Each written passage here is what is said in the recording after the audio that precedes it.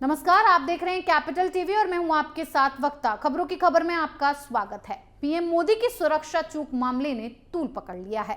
इस पर तमाम प्रतिक्रियाओं के अलावा कई वीडियोस और कई बातें सामने आ रही हैं। तो खबरों की खबर में आज बात होगी इसी मुद्दे पर कि आखिर वो कौन कौन सी बातें हैं जिसे फॉलो नहीं किया गया और इसे पीएम की सुरक्षा में चूक की संज्ञा दी गई। वहीं आज ये भी बताऊंगी कि पीएम की सुरक्षा व्यवस्था कैसी होती है और प्रोटोकॉल क्या है। सबसे पहले बात उस घटना और उस पर अलग अलग प्रतिक्रियाओं की।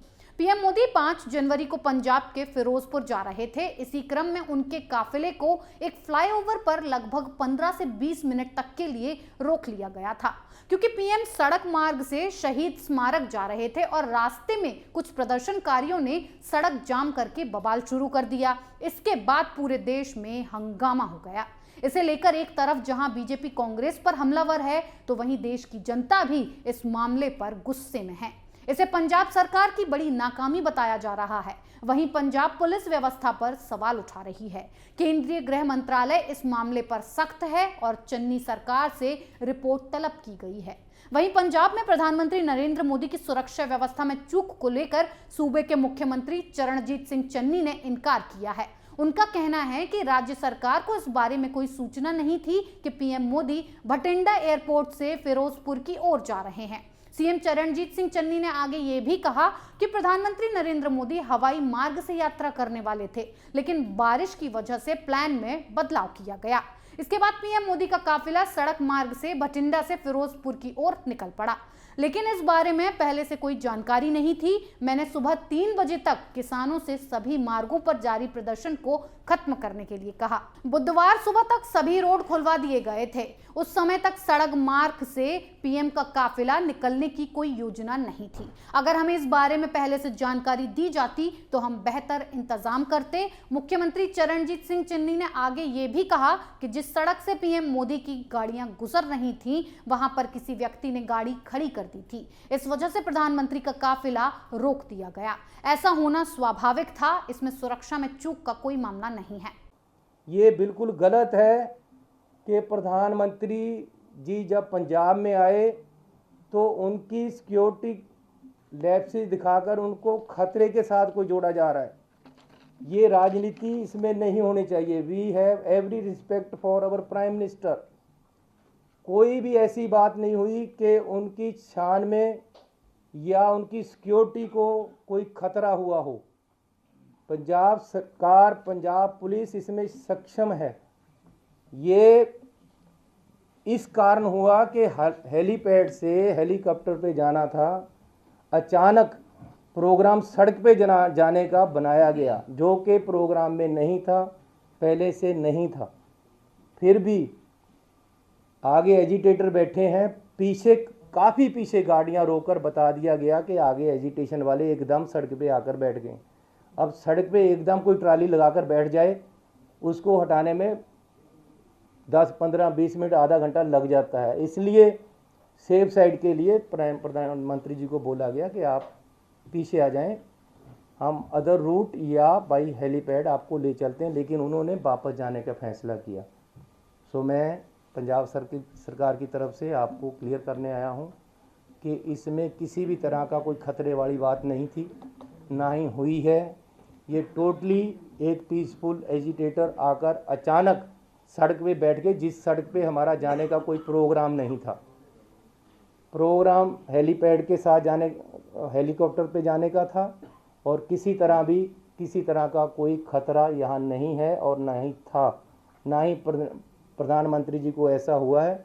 लेकिन फिर भी प्रधानमंत्री जी को या उन्होंने अपने तरीके से उनकी टीम ने फैसला वापस जाने के ले लिया, जबकि हेलीकॉप्टर से जा सकते थे, अदर रूट से भी जा सकते थे, लेकिन वो वापस गए हैं। हमें इस चीज़ का खेद है, हमें पीड़ा है। हम अपने प्रधानमंत्री जी को पूरा सत्कार और प्यार देते हैं और देते रहेंगे। बीजेपी के जो नेता प्रेस कॉन्फ्रेंस करके सरकार को या रिलेशन खराब करने की बात कर रहे हैं। ये तो था सीएम चन्नी का बयान, जो साफ कह रहे हैं कि उन्हें कोई जानकारी नहीं थी। वहीं अब पंजाब कांग्रेस के अध्यक्ष नवजोत सिंह सिद्धू ने इस पूरे मामले पर गंदा और भद्दा मजाक किया है। नवजोत सिंह सिद्धू ने शर्मनाक बयान दिया है और इसे ड्रामा बताया है। सिद्धू का कहना है कि खाली कुर्सियों की वजह से रैली रद्द की गई है। मैं पूछना चाहना प्रधानमंत्री साहब, मैं पूछना चाहना कि साडे किसान वीर साडी पग 1.5 ਤੋਂ 2 साल दिल्ली दियां बरूहां दे उत्ते बैठी रही, लंगर आप चलाउंदी रही, दिल्ली नूं खाना खवाउंदी रही, ते मैनू दसो और 1.5 साल उत्थे पए रहे ते तुहाडे किसे मीडिया मुड़िया ने कख नहीं बोलिया, ते कल थोनू 15 मिनट रोकना पै गया ते आऊं आऊं होगी, आऊं आऊं होगी, आऊं आऊं होगी, ठोको ताली टकाक। ए दोहरे मापदंड क्यों? ए दोहरे मापदंड क्यों? ए पंजाब दे लोकां दा बलबला है, ए पंजाब दे किसान दा बलबला है। नरेंद्र मोदी जी, तुसी साडे किसानां नूं किहा सी कि दुगनी आमदन करूंगा, दुगनी आमदन। दुगनी आमदन दा तुसी की करनी सी? जो उस किसान दे पल्ले सी तुसी ओ भी खोलिया, तुसी ओदी पग लाउण दी कोशिश कीती। ए ते अज तुसी ड्रामे जिन्ने मर्जी कर लो, अज थोड़ा ये ड्रामा जिन्ना मर्जी चली जावे कि उत्ते प्राइम मिनिस्टर दी फोटो लाओ, नाल 2 लगाड़ियां दी फोटो लाओ, ते फिर कहो जी धन्नवाद असी काले कानून वापस ले ले, बताऊं वापस ले ले, थोड़े गल दे विच गूठा दे के वापस दवाए ठोक के। वहीं अब जरा सच्चाई से रूबरू होते हैं। सच्चाई ये है कि पंजाब के एडीजीपी की चिट्ठी के मुताबिक पंजाब सरकार को किसानों के प्रदर्शन की पहले से जानकारी थी। एडीजीपी ने पत्र में ये लिखा था कि 5 तारीख को बारिश के अनुमान के साथ किसानों का धरना है, इसीलिए सुरक्षा के खास इंतजाम किए जाने चाहिए। यानी साफ है कि पंजाब के एडीजीपी लॉ एंड ऑर्डर की चिट्ठी से पंजाब सरकार के कल के दावों की पोल खुल चुकी है कि चन्नी को सारी जानकारी थी और यहां भारी लापरवाही के साथ साथ साजिश की बू भी सामने आ रही है। इसी बीच पीएम मोदी ने सुरक्षा चूक मामले में राष्ट्रपति रामनाथ कोविंद से चिंता जताई है। इसके बाद पीएम नरेंद्र मोदी राष्ट्रपति से मुलाकात के लिए उनके आधिकारिक आवास पहुंचे। वहीं अब ये मामला सुप्रीम कोर्ट भी पहुंच गया है। सुरक्षा चूक के मामले की mentioning chief justice N V Ramana की बेंच के सामने की गई है। इस मामले की सुनवाई सुप्रीम कोर्ट में 7 जनवरी को होगी। पक्ष विपक्ष के तमाम आरोप प्रत्यारोप का सिलसिला चल रहा है। हर कोई अपनी टोपी दूसरे के सिर पहना रहा है और दोष मढ़ने की होड़ सी लग गई है। लेकिन सबसे बड़ा सवाल यह है कि आखिर ऐसा क्या हुआ कि इसे पीएम की सुरक्षा में चूक माना गया? इसके मानक क्या हैं?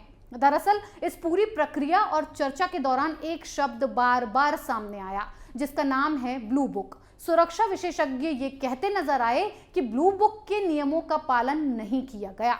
प्रधानमंत्री नरेंद्र मोदी की सुरक्षा में हुई चूक पर गृह मंत्रालय के एक वरिष्ठ अधिकारी ने कहा है कि प्रदर्शनकारियों के बारे में खुफिया इनपुट थी। इसके बावजूद भी पंजाब पुलिस ने ब्लू बुक का पालन नहीं किया और पीएम की यात्रा के लिए आकस्मिक मार्ग तैयार नहीं रखा। वरिष्ठ अधिकारी ने आगे ये भी बताया कि ब्लू बुक के नियमों के अनुसार राज्य पुलिस को किसी भी विपरीत स्थिति में पीएम की सुरक्षा सुनिश्चित करने के लिए आकस्मिक मार्ग तैयार करना होगा, जैसे प्रधानमंत्री की यात्रा के दौरान पंजाब में ऐसी स्थिति पैदा हुई।